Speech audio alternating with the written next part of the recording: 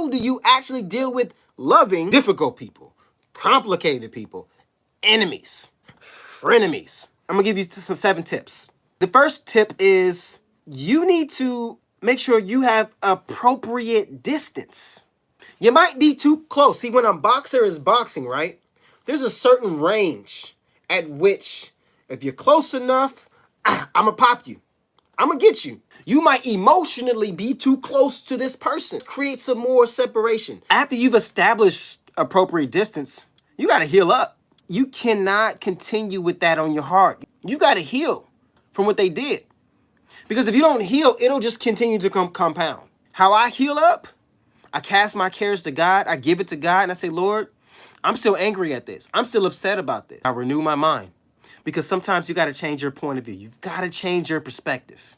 The other ones we can find in a really good scripture, Matthew chapter 5, verse 43 through 45. When we start to break that scripture down, here's all the things that we come across. When it says to love your enemies, what it means is like thinking well of them.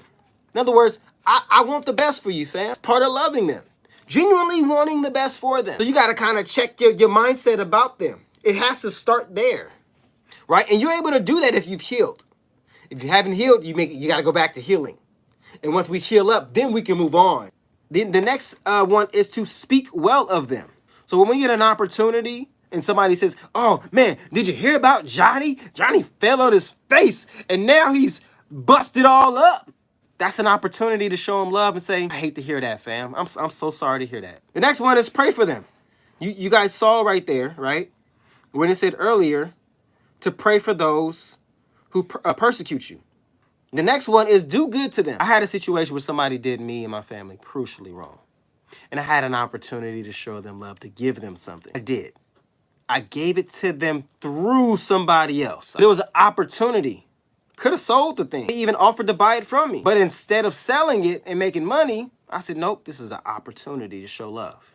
Some people, fam, we gotta just establish boundaries. And that distance is just not far enough. Then listen, if you're struggling with creating boundaries, I have a whole live called Boundaries. And it'll show you certain people that you should separate from, who claim to be believers, but the scripture's so very clear that the fruit that they're bearing is only going to be dangerous and harmful to you. So if you struggle with establishing appropriate distance, that live is really good. It covers a multitude of scriptures of people that the scriptures tell you to stay away from.